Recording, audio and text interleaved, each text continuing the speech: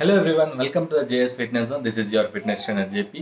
So ఈరోజు మనం తెలుసుకోబోయే టాపిక్ ఏంటంటే, చాలా మందిని ఇబ్బంది పెడుతున్న ఒక ప్రాబ్లం ఏంటంటే knee pain. So knee pain అనగానే చాలా మందికి ఇదివరకు ఒక 5 to 6 ఇయర్స్ బిఫోర్ ఏంటంటే ఒక ఏజ్ వచ్చిన తర్వాతనే అని చెప్పి ఒక అవగాహన ఉండేది. కానీ ఇప్పుడు ఆ నీ పెయిన్ అనేది చాలా కామన్‌గా అయిపోయింది. సో దానికి సంబంధించిన అసలెందుకొస్తుంది ఆ పెయిన్‌కి వచ్చే రీజన్స్ ఏంటివి? ఏ రీజన్స్ వల్ల ఆ పెయినొస్తుంది? అండ్ అలాగే ఎలాంటి చిన్న చిన్న వర్కౌట్స్ ఇంట్లోనే ఉండి చేసుకుంటే ఆ యొక్క పెయిన్‌ని మనం కంప్లీట్‌గా అరికట్టొచ్చు అని చెప్పి complete information and with workouts కూడా నేను ఈరోజు మీ ముందుకు తీసుకురాబోతున్నాను. సో ఫస్ట్ టైమ్ గాని మీరు యొక్క ఛానల్‌కి వచ్చినట్లయితే దయచేసి సబ్స్క్రైబ్ బటన్ క్లిక్ చేసుకోండి. బెల్ ఐకాన్ క్లిక్ చేయండి. So let us start the workout and explanation start. అయితే ఈ యొక్క మోకాళ్ళ నొప్పులు, నీ పెయిన్స్ అనేటివి రావడానికి చాలా రకాల రీజన్స్ ఉంటాయి. అనేక రకాల రీజన్స్ ఉంటాయి. సో, వాటిలో నేను మీకు మెయిన్‌వి కొన్ని ఇప్పుడు నేను మీతో షేర్ చేసుకుంటాను. సో, అవేంటి అనేటివి నేనిప్పుడు మీతో షేర్ చేసుకోబోతున్నాను. సో, నీ పెయిన్ అనగానే జనరల్‌గా నాకు తెలిసినంత వరకు జెంట్స్ కన్నా లేడీస్‌కే ఎక్కువ ప్రాబ్లమ్ ఉంటుంది. ఈ నీ పెయిన్ ప్రాబ్లమ్. ఎందుకు చెప్పాలా? సో, మనము జెంట్స్ అనేటేంటంటే, మనం బయట తిరుగుతా ఉంటాం. సో, అటు ఇటు వాక్ చేస్తా ఉంటాం. సో, ఫ్రెండ్స్‌ని కలవడానికి వెళ్తాం. అటు ఇటు వెళ్తా ఉంటాం. సో, కూర్చుంటాం, నిల్చుంటాం. మన ఫిజికల్ యాక్టివిటీ అనేది బానే ఉంటుంది. ఓకే. ఈ యొక్క లేడీస్ విషయానికొచ్చేసరికి, నాకు తెలిసిన నాలెడ్జ్‌తో నేను చెప్తాను. అదేంటి అంటే, వాళ్ళకెప్పుడైతే ఊహ తెలుస్తుందో, సో, ఆ టైం నుండి వాళ్ళు వంట చేయడం అనేది నేర్చుకుంటారు. సో, వంట చేయడం అనేది నేర్చుకున్న తర్వాత, అప్పటి నుండి స్టార్ట్ వాళ్ళ లైఫ్. వాళ్ళకు ఊహ తెలిసినప్పటి నుండి కిచెన్‌లో నిల్చొని ఉంటారు. దాదాపు ఒక రోజులో 1-2 గంటలు మినిమమ్ నిల్చుంటారు వాళ్ళు. సో, మీరు మన ఇంట్లో అమ్మల్ని, అక్కల్ని, సిస్టర్స్‌ని అండ్ మన ఇంట్లో ఉండే లేడీస్‌ని ఒక్కసారి మీరు అబ్జర్వ్ చేయండి. వాళ్ళు వంట చేయడం అనేది ప్రాసెస్ స్టార్ట్ చేసినప్పుడు వెజిటబుల్స్ కటింగ్ దగ్గర నుండి కంప్లీట్ కర్రీ, రైస్ వండేంత వరకు జనరల్‌గా ఇది. మళ్ళీ సండేస్ వస్తే నాన్ వెజ్ కోసం మళ్ళీ ఇంకొక ఎక్స్‌ట్రా 1 అవర్ స్పెండ్ చేస్తారు. సో, ఇట్లనే రిలేటివ్స్ వస్తే అప్పుడు ఇంకొక 1 అవర్ ఎక్స్‌ట్రా స్పెండ్ చేస్తారు. ఇట్లాంటి ఫెస్టివల్స్ ఏమైనా ఉన్నప్పుడు. సో, ఇది ఏంటి అనేది రోజు వాళ్ళ లైఫ్‌లో జస్ట్ 1 అవర్ నుండి 2 అవర్స్ మినిమమ్ నిల్చుంటారు. ఇది కాకుండా సండేస్, ఫెస్టివల్స్, రిలేటివ్స్ వీళ్ళందరూ వచ్చినప్పుడు గూడా నిల్చొనే ఉంటారు. సో, ఇంతసేపు వాళ్ళొక్కటే పోస్చర్‌లో ఉండేసరికి వాళ్ళ బాడీ వెయిట్ మొత్తం గ్రావిటేషన్ ఫోర్స్ అనేది కిందికి పడుతూ, ఆ నీస్ పైన వెయిట్ పడడం అనేది జరుగుతుంది. సో, ఇది మెయిన్ రీజన్ లేడీస్‌కి. సో, ఎందుకు అంటే ఇంతసేపు నిల్చున్నారు కాబట్టి, సో, జనరల్‌గా అక్కడ పెద్ద మూవ్ అయ్యేంత టైం ఉండదు. అంత స్పేస్ ఉండదు. అంత అవసరం గూడా ఉండదు. ఎందుకంటే, వాళ్ళు ఖచ్చితంగా అక్కడే ఉండాల్సొస్తుంది కాబట్టి, ఆ ప్లేస్‌లోనే ఉండాల్సొస్తుంది. సో, అలాంటి టైంలో మనమైతే ఏం చేయలేదు. సో, మనం జస్ట్ అట్లాంటి వేరే ఫిజికల్ యాక్టివిటీస్ ఏదైనా చేస్తున్నా కానీ మనం మూవ్ అయితా ఉంటాం. సో, వాళ్ళకేంటంటే ఈ ప్లేస్‌లో నిల్చొని వాళ్ళకి అలవాటయిపోతది. ఎప్పటి నుండి ఎప్పటి వరకు అంటే, వాళ్ళకి ఊహ తెలిసినప్పటి నుండి వాళ్ళ మ్యారేజ్ అయిన తర్వాత మళ్ళీ అప్పుడు వాళ్ళే స్ట్రగల్ గావాలి. అప్పుడు వాళ్ళే కుక్ చేయాల్సొస్తుంది. తర్వాత వాళ్ళ పిల్లలకి, వాళ్ళ పిల్లల పిల్లలకి గూడా అట్లాంటి సిట్యుయేషన్‌లో గూడా అంటే ఒక ఫీమేల్ ఎవరైతే కుకింగ్ నేర్చుకున్న ఫీమేల్ కావచ్చు, ఎవరైనా సరే ఆ యొక్క వంట నేర్చుకున్న సిట్యుయేషన్ టైం నుండి వాళ్ళ లైఫ్ ఎండ్ అయ్యేంత వరకు మాక్సిమం ఎవరు కూర్చొనైతే ఉండరు. ఎందుకంటే ఏదో ఒక చిన్న కిచెన్‌లో ఒక 1 అవర్ మినిమమ్ వర్క్ అయితే చేస్తారు. సో, నాకు తెలిసిన నాలెడ్జ్ ప్రకారం నేను చెప్తా ఉన్నాను. సో, జెంట్స్ కన్నా ఫీమేల్స్‌లో ఈ యొక్క ప్రాబ్లమ్ అనేది ఎక్కువగా ఉంటుంది. ఎందుకంటే రెండోదొచ్చేసి వీళ్ళకు ఫిజికల్ యాక్టివిటీ అనేది ఎక్కువగా ఉండదు. సో, జస్ట్ ఎక్కువసేపు నిల్చొని ఉంటారు. సో, దాని తర్వాత వాళ్ళకి వర్కౌట్ అనేది ఉండదు. బట్ ఓన్లీ ఒక పోస్చర్‌లో నిల్చొని ఉంటారు కాబట్టి ఆ పెయిన్ అనేది వస్తుంది. ఇది ఫీమేల్‌లో ఫస్ట్ ప్రాబ్లమ్. అలాగే పాయింట్ నంబర్ 2 వచ్చేసి చాలామంది ఏం చేస్తారంటే ఇంట్లో కొన్ని వర్కౌట్స్ చేసుకునేటప్పుడు ఫీమేల్ ఆర్ మేల్ వర్కౌట్ చేసేటప్పుడు కొన్ని మిస్టేక్స్ చేస్తా ఉంటాం. అది జనరల్‌గా తెలియకుండా ఏంటి అంటే చాలామంది స్కిప్పింగ్ రోప్ కొనుక్కుంటాం. సో, స్కిప్పింగ్ ఒకటి చేస్తే సరిపోతుందన్న ఒక అవగాహనతో పాటు సో, స్కిప్పింగ్‌కి పెద్దగా వేరే అవసరం ఏం లేదు కాబట్టి జస్ట్ రూ. 250, రూ. 100 పెడితే ఒక స్కిప్పింగ్ రోప్ వస్తుంది. సో, అలాంటి స్కిప్పింగ్ రోప్‌తో మనం జస్ట్ ఛాలెంజింగ్ లాగా కూడా చేసుకోవచ్చు అన్న ఐడియాతోటి వాళ్ళు 50 స్కిప్పింగ్ టైమ్స్ 50 టైమ్స్ లేదా 100 టైమ్స్ ఒక్కొక్కరు 1000 టైమ్స్ కూడా చేసిన వాళ్ళున్నారు.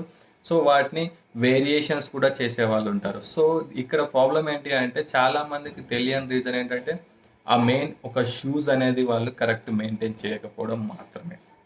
సో ఈ యొక్క సిచ్యువేషన్‌లో వాళ్ళు ఎవరైతే ఆ యొక్క షూస్ గాని మెయింటైన్ చేయకుండా సో అలాంటి డైరెక్షన్‌లో వాళ్ళు ఎప్పుడైతే చేస్తారో నీస్ పైన ప్రెషర్ అనేది పడుతుంది. అండ్ అలాగే ఎనీ కైండ్ ఆఫ్ వర్కౌట్స్ చేసేటప్పుడు ఏదైనా సరే కంపల్సరీ షూస్ ఏసుకున్నప్పుడే మీకు ఆ యొక్క లెగ్‌కి అనేది గ్రిప్ దొరుకుతుంది. అండ్ వెయిట్ అనేది డైరెక్ట్ ఫోర్స్ నీస్ పైన పడకుండా ఆ యొక్క యాక్షన్ అనేది ఉంటుంది. సో స్పోర్ట్స్ షూస్‌లో ఉండే స్పెషాలిటీ అనేది అదే.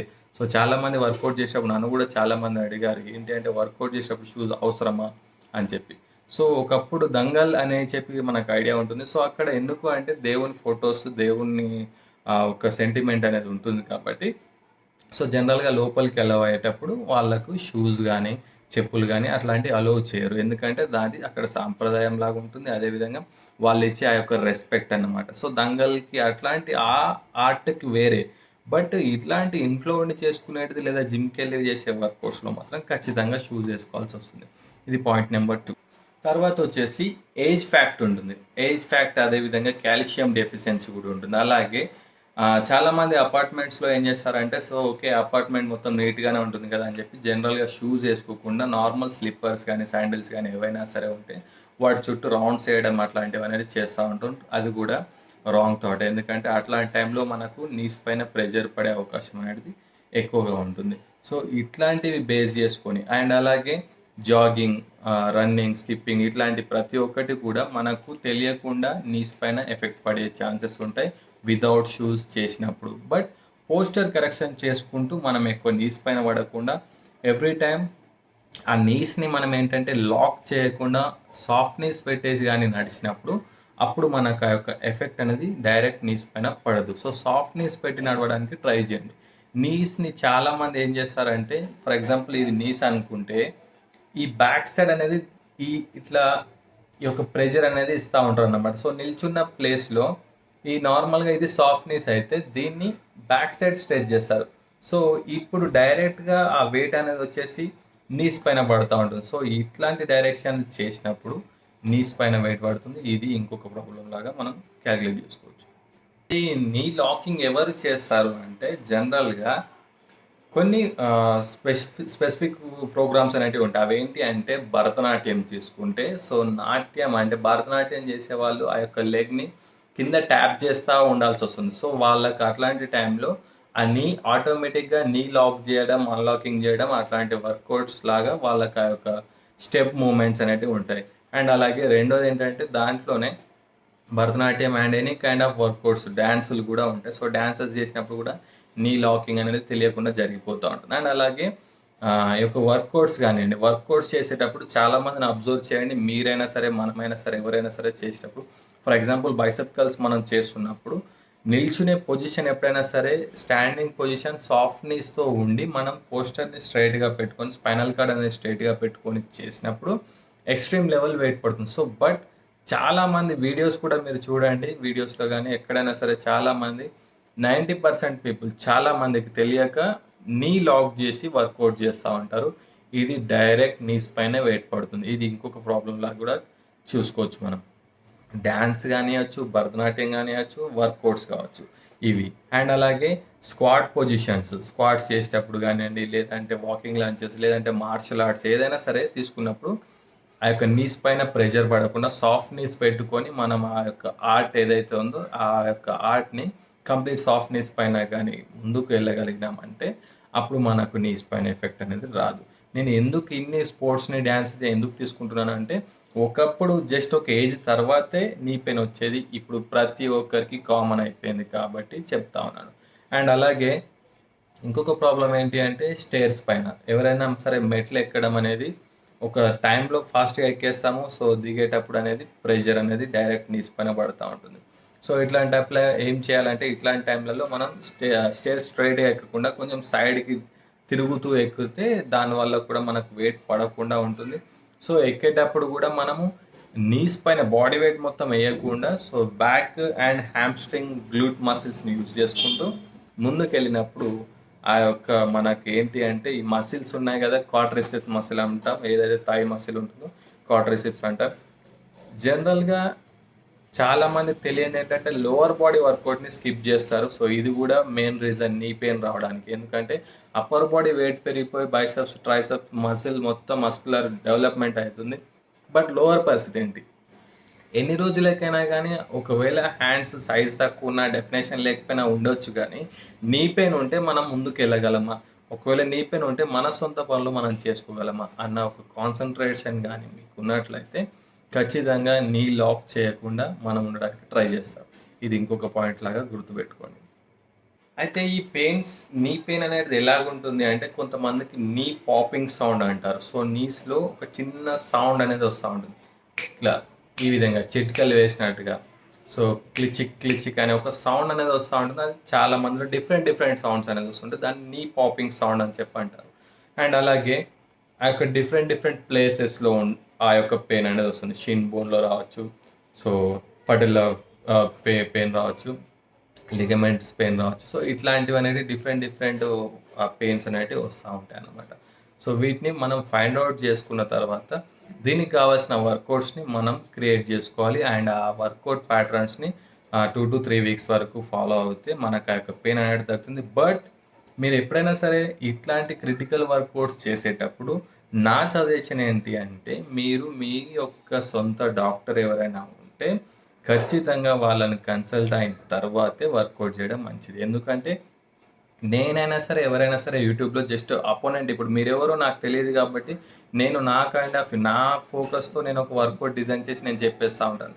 బట్ మీ ప్రాబ్లం ఏంటో మీకే తెలుసు, మీరు ఎవరికైతే చూపిస్తారో ఆ డాక్టర్కే తెలుసు. కాబట్టి సో ఖచ్చితంగా డాక్టర్ని కన్సల్ట్ అయిన తర్వాతే ఇట్లాంటి వర్కౌట్స్ నేను చేయొచ్చా అని చెప్పి అడిగి అప్పుడు తీసుకోవాలి మీరు ఆ యొక్క సజెషన్. మీరు మీ సొంత డాక్టర్ని కలవచ్చు, లేదంటే ఫిజియోథెరపిస్ట్ని కలిసి అప్పుడు మీ యొక్క వర్కౌట్ అనేది స్టార్ట్ చేయాల్సి ఉంటుంది. సో డైరెక్ట్ మాత్రం స్టార్ట్ చేయకండి, ఎందుకంటే సో డిఫరెంట్ పెయిన్స్ అనేవి ఉంటాయి కాబట్టి సో దానికి కరెక్ట్ మీకు ఆ యొక్క క్వశ్చన్కి ఆన్సర్ తెలిసినట్టుగా మీరు ఈ పెయిన్కి నేను ఏ వర్కౌట్స్ చేయాలని చెప్పి మీరు కంపల్సరీ డాక్టర్ని కన్సల్ట్ అయిన తర్వాతే ఈ వర్కౌట్స్ అనేవి చేయడానికి రెడీగా ఉండండి. ఇప్పటిదాకా చెప్పినవన్నీ జస్ట్ నా అనుభవంతో నేను ఇప్పటివరకు ఫేస్ చేసిన క్లయింట్స్ ప్రాబ్లమ్స్ నేను మీ ముందుకు తీసుకొచ్చాను. సో ఆ యొక్క ప్రాబ్లమ్స్ అనేటివి కూడా మీకు ఎక్స్ప్లెయిన్ చేయడానికి మాత్రమే ఇట్లాంటి ప్రతి ఒక్కటి న్యాచురల్గా మన లైఫ్లో జరిగేటి వాటిని నేను మీకు ఎక్స్ప్లెయిన్ చేశాను. సో వీటన్నిటికీ కూడా వర్కౌట్స్ ఉంటాయి కూడా, బట్ పేసెస్ అంటారు. So first phase, second phase, third phase, ఇట్లా మనం ఒక కేటగిరీస్ లాగా తీసుకొని వర్కౌట్ చేయాల్సి ఉంటుంది. సో ఈరోజు మనం దీనికి కంప్లీట్గా ఇన్ఫర్మేషన్ అని తీయడానికి ఇంతసేపు మాట్లాడాను. సో నెక్స్ట్ వీడియో కానీ నీ రిలేటెడ్ వీడియోస్ చేస్తే ఇంతసేపు ఎక్స్ప్లెనేషన్ ఉండదు, జస్ట్ పార్ట్ వైజ్గా నేను చేయడం జరుగుతుంది అన్నమాట. సో మీరు అబ్జర్వ్ చేస్తే హిట్ వర్కౌట్స్ తీసుకున్నప్పుడు ఏ విధంగా అయితే ఎక్స్ప్లెనేషన్స్ మొత్తం క్లియర్ ఇన్ఫర్మేషన్ ఇచ్చిన తర్వాతే వర్కౌట్ స్టార్ట్ చేశాను. సో అలాగే నీ రీహాబిలేషన్ అండ్ నీ పెయిన్స్కి సంబంధించిన ఈ యొక్క వర్కౌట్స్ కూడా మీకు కంప్లీట్ ఇన్ఫర్మేషన్ ఇచ్చిన తర్వాత స్టార్ట్ చేద్దామని కంప్లీట్ ఇన్ఫర్మేషన్ అనేది ఇచ్చేసాను. సో వీటికి నేను ఇప్పుడు కొన్ని వర్కౌట్స్ చెప్తాను. సో ఇది పార్ట్ 1 లాగా తీసుకొని దీనికి మనం 5 వేరియేషన్స్ వర్కౌట్స్ నేను ఈరోజు మీకు ఇవ్వబోతున్నాను. సో వీటిని మీరు 12 to 15 రిపిటేషన్స్ ఒక డేలో 2 times కానీ రిపీట్ చేసినట్లయితే, డైలీ మార్నింగ్ ఒక 12 to 15 రిపిటేషన్స్ ఒక 2 to 3 sets and evening 12 to 15 repetition 2 to 3 sets, ఈ యొక్క 5 వేరియేషన్స్ని కానీ చేసినట్లయితే మీకు ఎక్స్ట్రీమ్ లెవెల్లో రిజల్ట్ అనేది వస్తుంది. ఇది ష్యూర్. ఎందుకు అంటే మీరు ఫస్ట్ ఆఫ్ ఆల్ ఏంటి అంటే, ఏదైనా సరే సంకల్పం ఫస్ట్ ఉండాలి. అంటే నేను ఏం చేస్తున్నానో అది కరెక్టే చేస్తున్నాను అన్న నమ్మకం నాకుంది కాబట్టి నేను మీకు చెప్తా ఉన్నాను. సో మీరేం చేస్తున్నారో ఆ ఫోకస్ కానీ పెట్టి చేశారు అంటే మీకు ఏ రిజల్ట్ అయితే కావాలో ఆ రిజల్ట్ వస్తుంది. ఇది 100%. సో ఇప్పుడు ఇన్ని తెలుసుకున్నాం కదా, ఇప్పుడు వర్కౌట్స్ తెలుసుకుందాం. ఆ యొక్క వర్కౌట్ వేరియేషన్స్ 5 వేరియేషన్స్ని ఎలా చేయాలి సో ఇప్పుడు చూద్దాం. Okay, ready, start. So friends, మనం ఇప్పుడు ఐసోమెట్రిక్ స్క్వాట్ చేస్తా ఉన్నాం. సో ఐసోమెట్రిక్ స్క్వాట్కి మనకు ఇట్లాంటి రోలర్ కానీ మీకు ఉన్నట్లయితే రోలర్ని యూజ్ చేయొచ్చు. ఏ విధంగా అంటే ఐసోమెట్రిక్ స్క్వాట్ అనగానే ఫస్ట్ ఆఫ్ ఆల్ ఈ యొక్క రోలర్ని దీని కింద ఈ యొక్క ఎగ్జాక్ట్ ఈ ప్లేస్లో మనం పెట్టేసుకొని ఇక్కడ ప్లేస్ చేసి జస్ట్ ఏం లేదు, ఈ యొక్క నీస్ని మనం ఈ లెగ్ని కిందికి ప్రెస్ చేయాల్సి ఉంటుంది. సో కిందికి ప్రెస్ చేయాల్సి ఉంటుంది. సో ఒకవేళ మీకు ఇట్లాంటి రోలర్ కానీ లేదు అంటే, యాక్చువల్గా ఇది ఎక్కువ హైట్ అవుతుంది.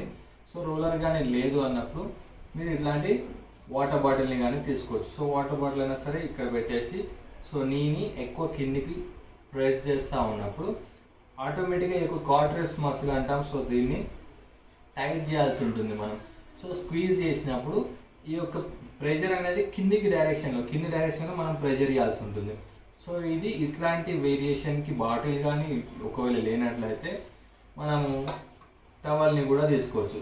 సో రోలరే ఉండాలి, బాటిలే ఉండాలి, అది లేదు కదా వర్కౌట్ చేయను అని చెప్పి కాకుండా సో ఇట్లాంటి టవల్ కూడా యూజ్ చేయొచ్చు. సో టవల్ అయినా సరే దీన్ని కరెక్ట్గా మనం ఇక్కడ ఫోల్డ్ చేసి ఈ ప్లేస్లో పెట్టేసి మనము జస్ట్ దాన్ని మన యొక్క పెయిన్ని బట్టి, ఎక్కువ పెయిన్ ఉన్న వాళ్ళు సో నార్మల్గా స్క్వీజ్ చేస్తూ కొంచెం దీన్ని కిందికి ప్రెస్ చేయడానికి ట్రై చేయాలి. సో కొంచెం ఓకే అన్న వాళ్ళు సో దాన్ని కిందికి ప్రెస్ చేసి జస్ట్ 5 to 10 seconds హోల్డ్ చేయడం, తర్వాత రిలాక్స్ చేయడం. సో మీరు అబ్జర్వ్ చేస్తే ఈ యొక్క మసిల్ని అబ్జర్వ్ చేసినట్లయితే టైట్ చేస్తూ ఉన్నాము, రిలాక్స్ చేస్తూ ఉన్నాము, tight, relax, tight, relax. So ఈ విధంగా చేసినప్పుడు మనకు క్వాడ్రిసెప్స్ మసిల్ అనేది స్ట్రెంథనింగ్ వస్తుంది. సో దీనివల్ల మనకు నీ పెయిన్ అనేది కొంచెం రెడ్యూస్ అయ్యే ఛాన్సెస్ ఉంటాయి. ఇది మన వర్కౌట్ నెంబర్ 1. సో దీన్ని మనం 12 to 15 రిపిటేషన్స్ చేస్తూ ఒక 3 sets కానీ చేసినట్లయితే మార్నింగ్ అండ్ ఈవినింగ్ మంచి రిజల్ట్ అనేది వస్తుంది. Number 1 workout. అలాగే సెకండ్ ఎక్సర్సైజ్ వచ్చేసి ఐసోమెట్రిక్ హ్యామ్స్ట్రింగ్ స్ట్రెచ్ అన్నమాట.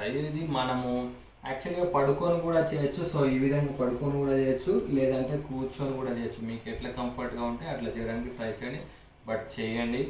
సో దీన్ని ఎలాగా అంటే లెగ్ని ఈ విధంగా ఫోల్డ్ చేయాల్సి ఉంటుంది. సో ఫోల్డ్ చేసిన తర్వాత ఈ హీల్ని బేస్ చేసుకొని ఈ టోస్ లిఫ్ట్ చేశాం కదా. సో ఇప్పుడు మనం దీన్ని ఏం చేయాలంటే మన ప్రెషర్ ఇస్తూ దీన్ని హీల్ని కిందికి ప్రెస్ చేసినప్పుడు, ఇక్కడ ప్రెస్ చేసినప్పుడు సో ఈ యొక్క హ్యామ్స్ట్రింగ్ మసిల్ అనేది టైట్ అవుతుంది. సో ఈ విధంగా ప్రెస్ చేసి 10 to 15 seconds హోల్డ్, మళ్ళీ relax, hold, relax, hold, relax, hold, relax. So ఈ విధంగా మనం 10 to 15 రిపిటేషన్స్ని 2 to 3 sets కానీ చేసినట్లయితే ఎక్స్ట్రీమ్ లెవెల్ రిజల్ట్ అనేది వస్తుంది. ఇది ఐసోమెట్రిక్ హ్యామ్స్ట్రింగ్ వర్కౌట్. ఇది సెకండ్ వేరియేషన్. అలాగే ఎక్సర్సైజ్ నెంబర్ 3 వచ్చేసి ఐసోమెట్రిక్ గ్లూట్స్ అన్నమాట. సో దీన్ని మనం ఎలా చేయొచ్చు అంటే సో యాక్చువల్గా పడుకోవాలి ఈ విధంగా. సో పడుకున్న తర్వాత లెగ్స్ని వీలైనంత వరకు ఫోల్డ్ చేసి, సో కొంచెం లెగ్స్ కంఫర్టబుల్గా లేదు, సో ఓకే ఇంతవరకు లెగ్స్ని మీకు ఎంత వీలైతే అంత ఫోల్డ్ చేసుకోవాలి. యాక్చువల్గా నీ పెయిన్ ఉంది కాబట్టి ఫోల్డింగ్ ప్రాబ్లం ఉంటుంది. సో ఎంత వీలైతే అంత ఫోల్డ్ చేసుకున్న తర్వాత లెగ్స్ని ఎప్పుడైనా షోల్డర్ లెవెల్ డిస్టెన్స్ తీసుకోవాల్సి ఉంటుంది. సో మీరు జస్ట్ దీన్ని ఇట్లా లిఫ్ట్ చేసి ఎంత వీలైతే అంతవరకు లిఫ్ట్ చేయండి. ఫోర్స్ ఏం లేదు, జస్ట్ లిఫ్ట్ చేసిన తర్వాత ఈ యొక్క గ్లూట్ మసిల్ని స్క్వీజ్ చేయాలి. స్క్వీజ్ అంటే టైట్గా చేసి హోల్డ్ చేయాలి అండ్ స్లోగా రిలాక్స్ చేయాలి. ఈ విధంగా మీరు లిఫ్ట్, హోల్డ్, రిలాక్స్. సో ఈ విధంగా 10 to 15 రిపిటేషన్స్ చేస్తూ సో ఆ యొక్క గ్లూట్ మసిల్ పైన కాన్సన్ట్రేట్ చేయొచ్చు. సో ఈ విధంగా 2 legs పెట్టి చేయడం ఇబ్బందిగా ఉంటే సింగిల్ లెగ్తో కూడా ట్రై చేయొచ్చు. So single leg lift, down. So ఈ విధంగా ఆల్టర్నేటివ్ కూడా మనం చేసుకోవచ్చు. హెడ్ రిలాక్స్ ఉండాలి యాక్చువల్గా. సో ఈ విధంగా మనం ఐసోమెట్రిక్ గ్లూట్ ఇది. సో దీన్ని మనం థర్డ్ వేరియేషన్ లాగా యూజ్ చేస్తూ 12 to 15 repetitions 2 to 3 sets same దానిలాగే మీరు దీన్ని డిజైన్ చేసుకొని చేసుకోవచ్చు అనమాట. సో ఇప్పుడు మనం చేయబోయే వేరియేషన్ 4th వేరియేషన్ అనమాట. So heel slides. ఇది ఎలాగా అంటే ఇది ఓన్లీ నీ పెయిన్ ఉన్న వాళ్ళకి కాదు, ఇది నీ రీప్లేస్మెంట్ అయిన వాళ్ళకి కూడా ఇది మంచి ఎక్సర్సైజ్. ఎందుకంటే మనకు ఆ యొక్క లెగ్ ఫోల్డింగ్ అనేది దీనివల్ల ఇంప్రూవ్మెంట్ అవుతుంది. అండ్ అలాగే నీస్కి సంబంధించి కాకుండా స్పైన్కి కూడా ఇది మంచి రిలేటెడ్ వర్కౌట్. సో చేయడానికి ట్రై చేయండి.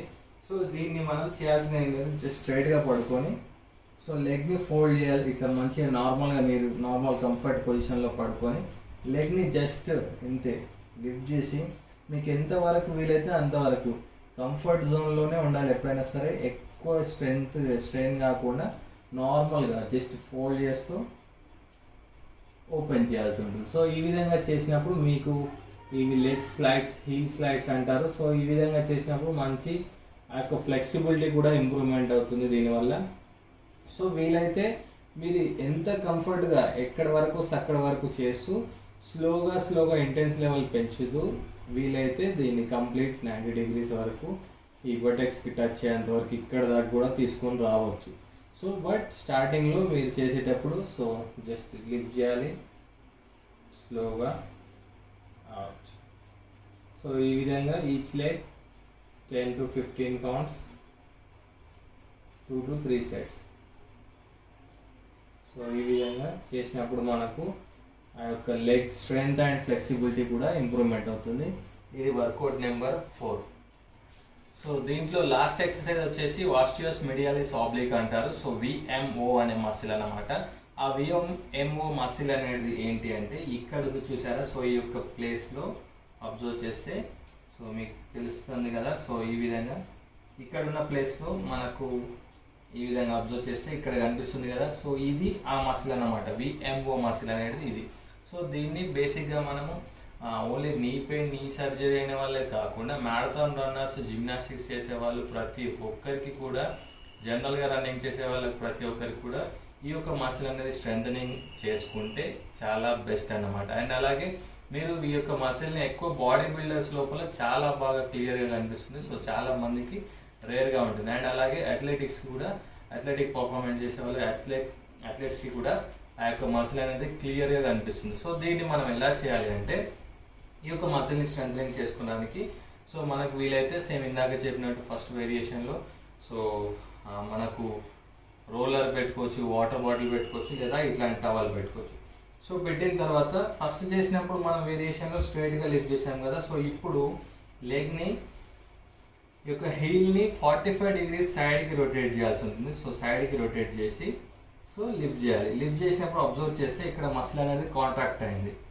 సో ఒక 5 to 10 seconds hold, again relax, మళ్ళీ సైడ్కి రొటేట్ చేసి లిఫ్ట్, స్క్వీజ్, ఈ ప్లేస్లోనే కాన్సన్ట్రేట్ చేయాల్సి ఉంటుంది. And 5 to 10 seconds hold, relax. So ఈ విధంగా మనము దీన్ని 2 to 3 sets వరకు రిపీట్ చేయొచ్చు. ఈరోజు ఇది ద 5th వేరియేషన్ అన్నమాట. సో ఇది ఫ్రెండ్స్, చూశారు కదా 5 వేరియేషన్స్ నేను మీకు చూపెట్టాను. జస్ట్ ఇది పార్ట్ 1 మాత్రమే. ఇలాంటివి ఎన్నో వేరియేషన్స్ ఉన్నాయి. సో ఇవి మీకు యూజ్ అయింది అని చెప్పి అనిపిస్తే దయచేసి లైక్ చేయండి. అండ్ అలాగే తప్పకుండా కామెంట్ చేయండి. ఎందుకు అంటే మీకు ఇలాంటి వర్కౌట్స్ ఇంకా నేను, ఇది నీ రిహాబిలేషన్ ఇది. సో ఇలాగే నేను spine rehabilitation and shoulder rehabilitation workouts and ankle rehabilitation కూడా, సో ఎలాంటి జాయింట్ రిలేటెడ్ పెయిన్స్ ఉన్నా సరే, ఎనీ సర్జరీస్ అయినా సరే, అట్లాంటి వాటి గురించి కామెంట్ చేయండి. వాటికి రిలేటెడ్ వర్కౌట్స్ నేను మీకు ఖచ్చితంగా పోస్ట్ చేస్తాను. సో ఇంత క్లియర్ ఇన్ఫర్మేషన్ ఇచ్చాను కాబట్టి దయచేసి లైక్ చేయండి. అండ్ అలాగే మీ ఫ్రెండ్స్కి ఎవరైతే నీ పెయిన్స్తో బాధపడుతూ ఉన్నారో, జస్ట్ ఫ్రెండ్స్ కావచ్చు, మన ఫ్రెండ్ రిలేటివ్స్ కావచ్చు, వాళ్ళ అమ్మ వాళ్ళు, నాన్న వాళ్ళు, వాళ్ళ పేరెంట్స్ ఎవరైనా సరే, ప్రతి ఒక్కరి ఇంట్లో ఉండే ప్రాబ్లం ఇది నీ పెయిన్ అని అంటే, సో దయచేసి ఖచ్చితంగా వాళ్ళకు అందేలాగా ఈ యొక్క వీడియోని షేర్ చేస్తారని చెప్పి ఆశిస్తున్నాను. అండ్ అలాగే పార్ట్ 2 గురించి రెడీగా ఉన్నాను నేను చేయడానికి. సో నచ్చింది అని చెప్పి అనుకుంటున్నాను. సో ఒకవేళ నచ్చితే లైక్ చేసి షేర్ చేయండి. అండ్ మీ ఫ్రెండ్స్ కోసం తప్పకుండా షేర్ చేయండి. ఎందుకంటే ఈ యొక్క ఎఫర్ట్ అనేది ఏంటంటే నేను ఖచ్చితంగా ప్రిపేర్ అయ్యి మంచి ఇన్ఫర్మేషన్ ఇద్దామని చెప్పి ఇంత పెద్ద వీడియో కూడా చేయడం జరిగింది. సో దయచేసి సో ఖచ్చితంగా వాళ్ళకి షేర్ చేయండి, వాళ్ళ దాకా అందే వరకు. అండ్ అలాగే ఛానల్ని సబ్స్క్రైబ్ చేసుకొని బెల్ ఐకాన్ ఖచ్చితంగా క్లిక్ చేయమని చెప్పండి. అండ్ అలాగే ఇంకా ఇలాంటి వాటి గురించి కామెంట్ బాక్స్లో కామెంట్ చేయండి. So thanks for watching. This is your trainer JP signing out.